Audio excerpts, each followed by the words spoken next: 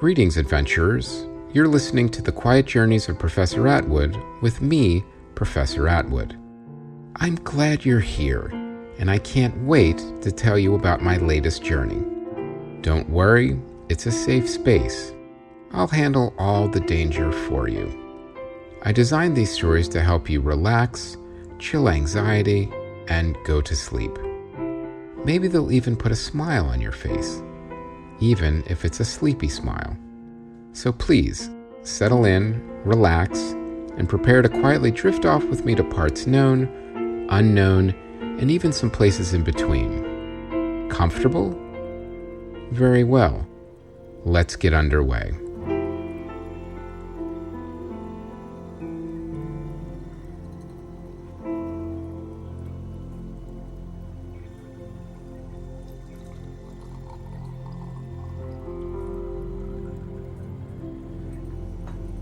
Good evening, adventurers. I hope you're doing well. I also hope you're warm and settled in, as I'll be telling you all about the interviews for the crew for my upcoming space flight to Mars. The mission was to learn what happened to NASA's missing manned deep space probe. But that wasn't all. As you remember from last time, this upcoming adventure is a bit more personal than usual.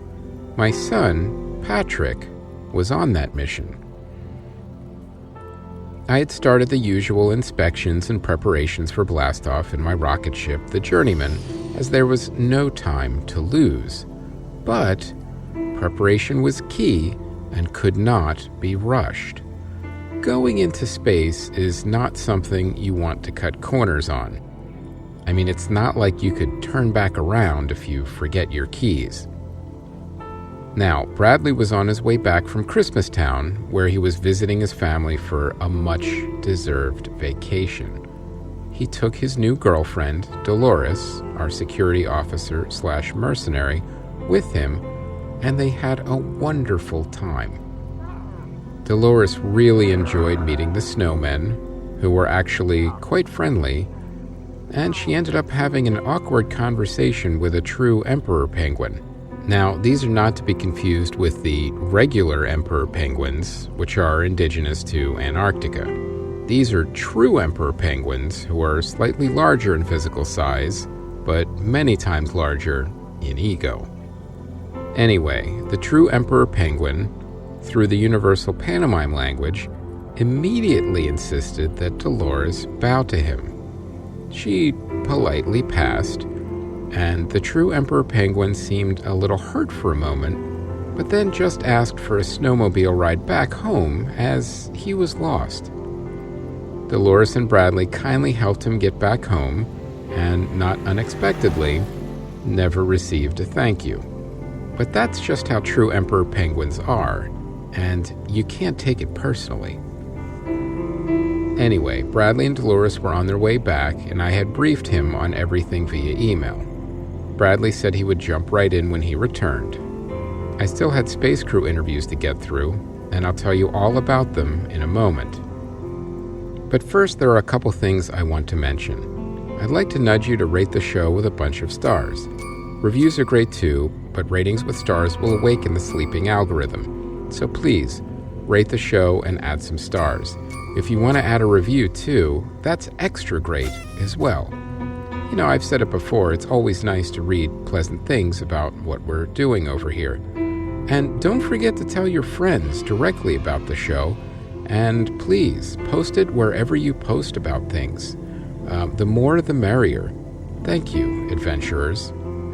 Now, before I mention the White Cat Adventures Club, I want to remind you that we've created a Science and Adventure Helper donation link on the homepage.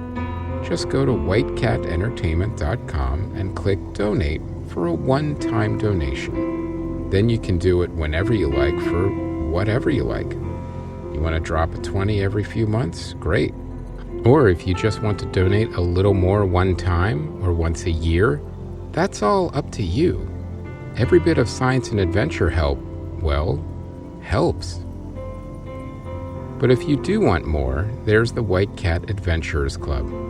You get early access and ad-free listening to all the shows and an exclusive look at my very weekly journal.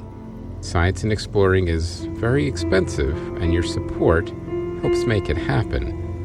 For just $5 a month, you could show your support for the show. At the $10 tier, you can even get some soundscapes and graphic novels periodically.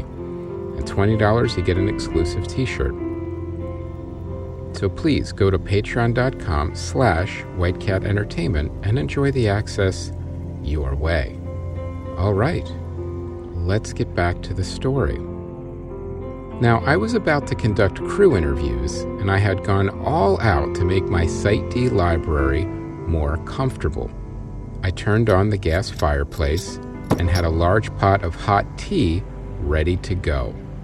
I had lowered the lighting a bit, but not so low that you couldn't read, as that would defeat the whole purpose of being there. Now, library lighting can be a controversial topic. I know, I was surprised too. But the truth is, the issue of lighting in libraries is one that is still discussed and debated today. Well-designed and carefully positioned lighting make patrons feel good and comfortable in their surroundings. Bad lighting creates problems for patrons when they are reading, studying, or searching for books, and may keep their visit to the library short. Lighting can even have a negative impact on library staff, too.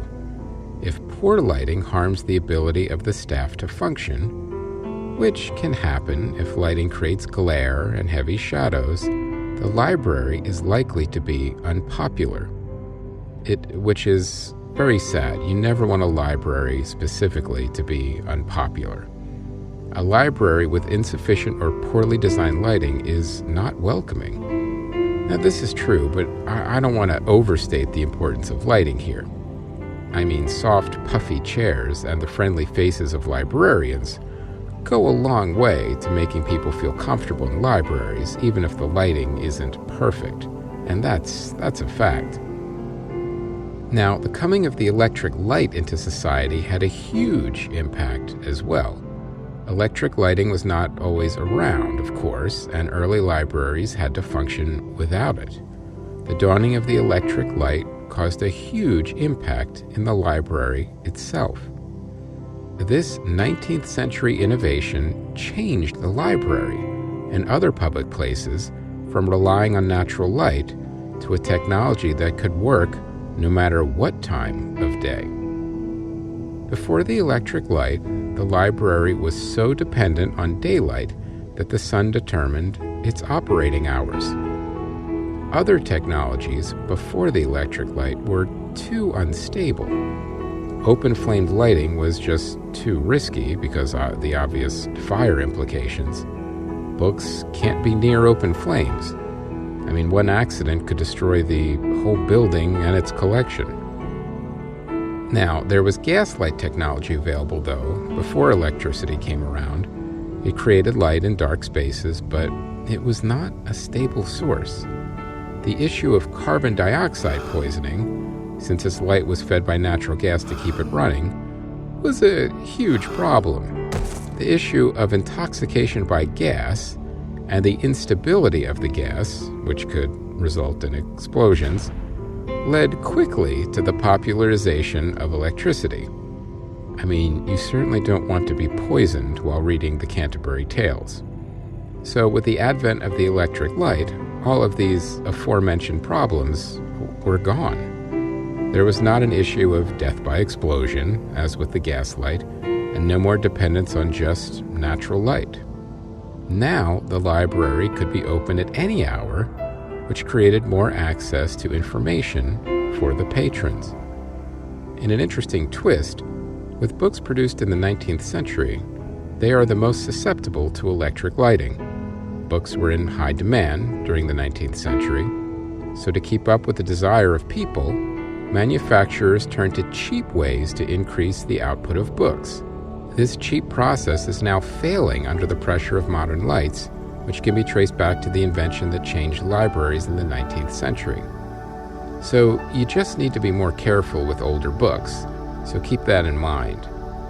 I was aware of all this, and I was able to achieve optimal lighting in my library just in time for the interviews. and I even made sure I had softer lighting for my older books as well, in a more softer, warmer reading nook in the corner. Nevertheless, it was time to fill my crew and start interviewing. I had a number of positions to fill. Now, the Journeyman had very specific crew needs, and while it was possible for us to double up on duties, as NASA sometimes does with limited space in, space, there were a few positions that were best served by specialists. We needed a command pilot, a flight engineer, and a communication and linguistics officer. Now, obviously, if I wasn't going, we'd need a science officer, but I think I have that covered. We'd also need a medic and a security officer for various contingencies, and for one specific reason we'll get into later. And of course, we would need a space chef. I would start with the positions I was already able to fill without conducting interviews. Some of my go-tos were available. But let me start with the one position you're probably thinking was a no-brainer to fill. Dolores, the security officer. And you can imagine how delighted Bradley was that I invited her onto this mission. She had no astronaut training, but her performance as a security officer was impeccable. I had been communicating back and forth as they embarked on their lengthy return trip to Los Angeles from Christmastown, and it turns out there was an unexpected wrinkle. Dolores had a fear of outer space. Now, granted, astrophobia is not recognized as a distinct condition in the Diagnostic and Statistical Manual of Mental Disorders, but that doesn't help someone suffering from it, that's for sure. And it's not something that normally comes up in mercenary or security jobs, so she never lists it on her resume. Although, when hiring, I do ask for fears and unusual quirks, as I have had issues in the past. The usual things often show up like giant spiders or ghosts, but every once in a while you get an outlier, something like a meticulously manicured lawn. So it's always good to be aware of these things before an adventure starts. Dolores apologized for leaving it out, but I understood why she did. It turns out, though, Dolores was up for the challenge and said it may be a good way to conquer her fear. But she didn't want to put the mission at risk, and I appreciated that. However, I needed to balance the fact that I trusted her and was able to rely on her without fail, from disabling pirate death traps to helping us monitor wayward scientists in another dimension, and I really felt the benefit outweighed the risk. I would have NASA add a mental health support module to her training and upload treatment regimens to the Journeyman that she could access at any time. So Dolores was the first one I welcomed to the new mission via text and email. The next was our space chef, and clearly Beverly would have been the obvious choice. She had to move some things around, as she already had multiple offers, and it turns out she always wanted to be an astronaut. She looked forward to the training, but did mention that certain amusement rides did make her sick, so her involvement would need to be contingent upon her successful abbreviated astronaut training. As I said before, we had our own gravity, but anything can happen in space, so we needed to see what her tolerance for weightlessness and random space complications was. I hoped things would work out, as I really didn't have a backup for her. But I couldn't worry about that now. I had bigger fish to fry, as it were. Luckily, my command pilot was free. This was a critical role, and I was glad Barry was available. Barry was a certified outer space command pilot and had worked for NASA, private space co-ops and agencies, and for billionaires who had nothing better to do with their money. His responsibilities would include, in addition to piloting the Journeyman, the overall success of the mission and the safety of the crew and ship. I know, that's a lot, but at the end of the day, those responsibilities were mine, first and foremost, but it is great to have another pair of eyes on everything. I can't be everywhere at once, and just like I trusted Captain Flynn on the ocean, I had to trust Command Pilot Barry out in space. Now, Barry has had an interesting career. He started off as a successful television writer, but found it unfulfilling. After about a decade of making large amounts of money and dealing with people who exhibited varying levels of sanity, he decided to move on and become an astronaut. He quickly became a go-to command pilot, and I met him at a NASA mixer where everyone had had a little too much to drink. It got a little out of hand, and a lot of classified mission information was being discussed, until the handlers became so frustrated that NASA had to cancel their Margarita Mondays moving forward. We discussed Mars and, cautious about saying too much, realized that we had both been there before. We hit it off after that, and after a couple space adventures, we also became friends. He was just coming back from a ski vacation, so I had caught him at a good time. The next role I had to fill was for a flight engineer, another very critical role in case the Journeyman malfunctioned or was damaged and needed repair. Obviously, I was familiar with all its systems, but I had a feeling I would be quite busy on this journey, and I would need someone in charge of maintenance and repairs. This is where my interviews would begin, as my regular flight engineer retired to start his own podcast about classic 1960s television. Now, I hear it's doing quite well, especially the season on Gilligan's Island. The first couple candidates were well qualified, except for one who thought he was applying to make a video game. I'm not sure how we got his wires crossed, but when I told him the Journeyman was a real spacecraft, he said something that sounded like, "Okay, boomer," and left in a huff. I could tell he would have been trouble, even for a video game company. Finally, a very professionally dressed woman was next, and she showed me her impressive resume working for JPL, NASA, and had also spent some time on the International Space Station repairing a heating system. She asked me an interesting question, and that was if she could bring her own tools. I wasn't sure where this was going, so she pulled out her toolbox and showed me. Not only was she experienced in flight and space systems, she had developed her own customized tools to make things go quicker. I have never seen a needle-nose pliers and a socket wrench combined into one tool before, and it was impressive.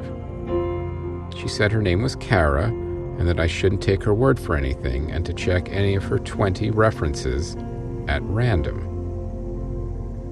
Now, I've been the victim of an elaborate employment con before, so I took the liberty of contacting 5 references who were not on her list and asked around using my own contacts at JPL, and you know what? They all checked out. I also did so while she waited, as I needed to move quickly, as I said. Kara enjoyed a hot cup of tea and explored the library as she patiently waited. I welcomed Kara on board, and she neatly packed up her tools and went home to make preparations. Next, I needed a communication and linguistics officer. There were a lot of candidates for this one, as most communications majors are out of work for most of their lives. But they always remain hopeful, thinking that the next one may be the one, and I was happy I was able to solidify that goal for one applicant, at least.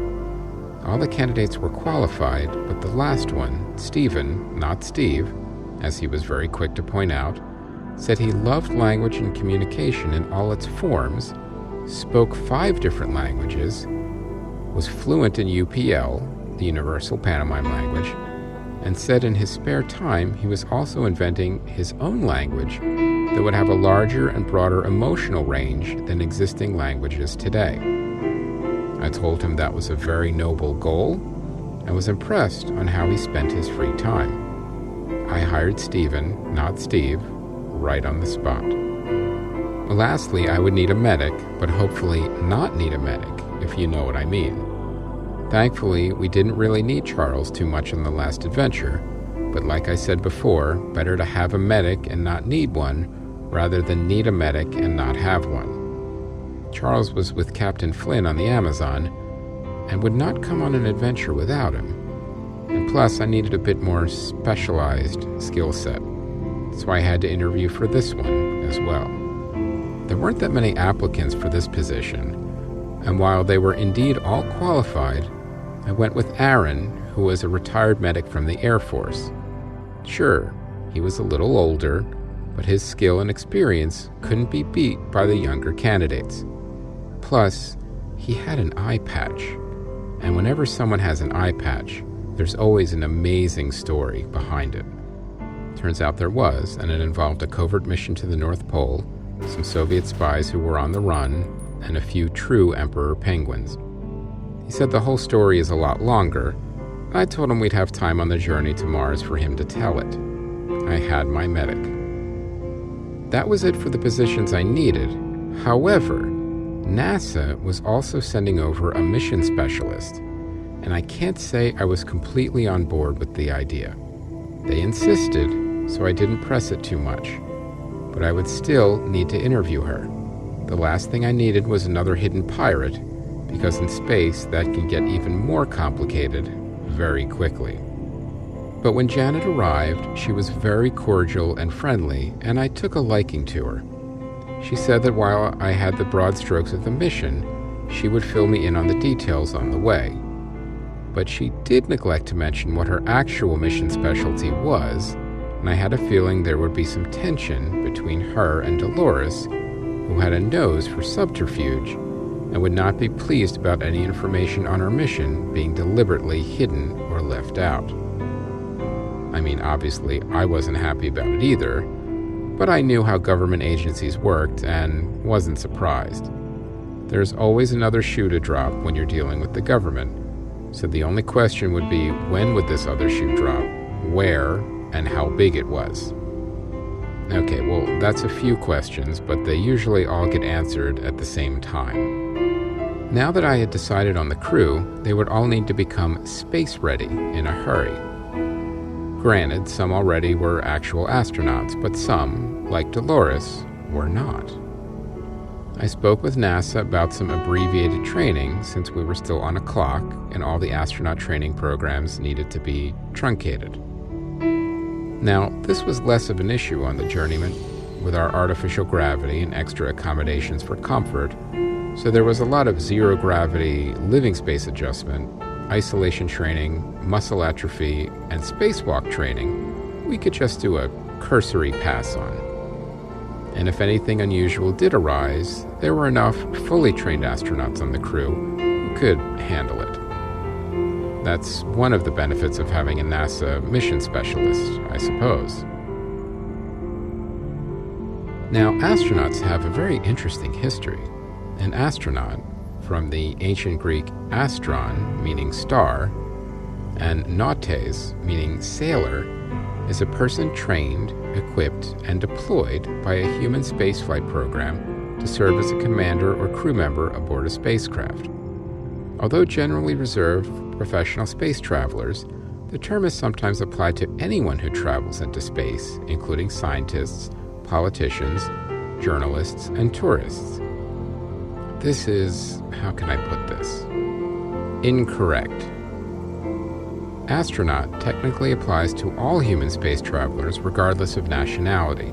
However, astronauts fielded by Russia or the Soviet Union are typically known instead as cosmonauts, from the Russian cosmos, meaning space, also borrowed from Greek. Comparatively, recent developments in crewed spaceflight made by China have led to the rise of the term taikonaut, from the Mandarin taikong, meaning space, although its use is somewhat informal and its origin is still unclear. Since 1961, 600 astronauts have flown into space. Until 2002, astronauts were sponsored and trained exclusively by governments, either by the military or by civilian space agencies. With the suborbital flight of the privately funded Spaceship One in 2004, a new category of astronaut was created, the commercial astronaut. Now, as you've learned before, a lot of terms and nomenclature can sometimes be in dispute, and this is no exception. because the criteria for what constitutes human spaceflight varies, with some focus on the point where the atmosphere becomes so thin that centrifugal force, rather than aerodynamic force, carries a significant portion of the weight of the flight object. In the United States, professional, military, and commercial astronauts who travel above an altitude of 50 miles are awarded astronaut wings. As of November 17, 2016, 552 people from 36 countries have reached 62 miles or more in altitude, of whom 549 reached low Earth orbit or beyond. Of these, 24 people have traveled beyond low Earth orbit, either to lunar orbit, the lunar surface, or in one case, a loop around the moon. 3 of the 24, Jim Lovell, John Young, and Eugene Cernan, did so twice. Also, as of November 17, 2016, under the U.S. definition, 558 people qualify as having reached space above 50 miles. Of 8 X-15 pilots who exceeded 50 miles in altitude, only one, Joseph A. Walker, exceeded about 62.1 miles, and he did it 2 times. He became the first person in space twice. Space travelers have spent over 41,790 man-days in space. Yes, it's an odd term and will most likely be phased out pretty soon. Now that includes over 100 astronaut days of spacewalks. Now, as of 2016, the man with the longest cumulative time in space is Gennady Padalka, who has spent 879 days in space. That's literally years in space. It's rumored that when he came back to Earth, the ground crew all dressed in ape costumes. Having a good sense of humor, he really appreciated the joke after he regained consciousness. In 1959, when both the United States and Soviet Union were in the planning stages and had yet to launch humans into space, NASA Administrator T. Keith Glennon and his Deputy Administrator Hugh Dryden discussed whether spacecraft crew members should be called astronauts or cosmonauts. Dryden preferred cosmonaut on the grounds that flights would occur in and to the broader cosmos, while the astro prefix suggested flight specifically to the stars. Most NASA Space Task Group members preferred astronaut, which survived by common usage as the preferred American term. When the Soviet Union launched the first man into space, Yuri Gagarin, in 1961, like I said before, they chose a term which, when translated, meant cosmonaut. The term may have also been chosen just to get a rise out of the astronauts. We don't know for sure. Now, a professional space traveler is called an astronaut. We've established that. But the first known use of the term astronaut in the modern sense was by Neil R. Jones in his 1930s short story, The Death's Head Meteor. The word itself had been known earlier. For example, in Percy Gregg's 1880 book, Across the Zodiac, astronaut referred to a spacecraft. The word may have been inspired by aeronaut, an older term for an air traveler first applied in 1784 to balloonists. An early use of astronaut in a nonfiction publication is Eric Frank Russell's poem, The Astronaut, appearing in the November 1934 Bulletin of the British Interplanetary Society. The first formal use of the term astronautics in the scientific community was the establishment of the annual International Astronautical Congress in 1950, and the subsequent founding of the International Astronautical Federation the following year. NASA applies the term astronaut to any crew member aboard NASA spacecraft bound to Earth orbit or beyond. NASA also uses the term as a title for those selected to join its astronaut corps. The European Space Agency similarly uses the term astronaut for members of its astronaut corps. So you can call a space traveler whatever you like, but I'm not quite sure if a civilian is considered an astronaut or a cosmonaut. Still, there's nothing like experience in the field, so I may have a few crew members getting their astronaut wings, literally and figuratively, on this mission. Next up would be the abbreviated astronaut training, and I will tell you all about it next time. But first, I want to talk to you about something. It's about slowing down. These days, we're always in a rush.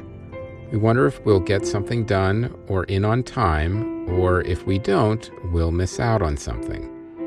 Sometimes it may even be something we don't even really want. We just like to rush around. I'll admit, I've been guilty of it sometimes too. But here's the thing. I said this before about taking time to prepare. You'll always have a better outcome on everything if you're prepared. But there's another reason that we haven't talked about yet.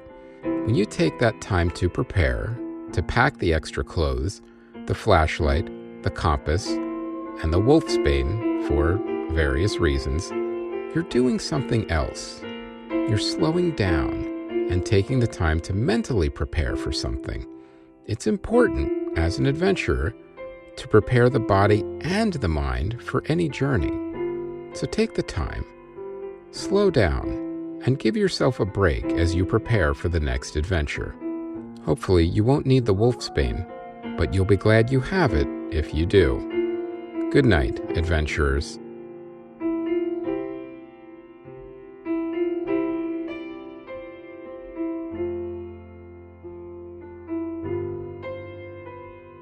The Quiet Journeys of Professor Atwood was created, written, and performed by Chris Mancini and produced by White Cat Entertainment. It is a work of fiction. Maybe. Music and sound design by Ron Tansky at rontanskymusic.com. For more info and merchandise, including t-shirts, mugs, and blankets, go to whitecatentertainment.com.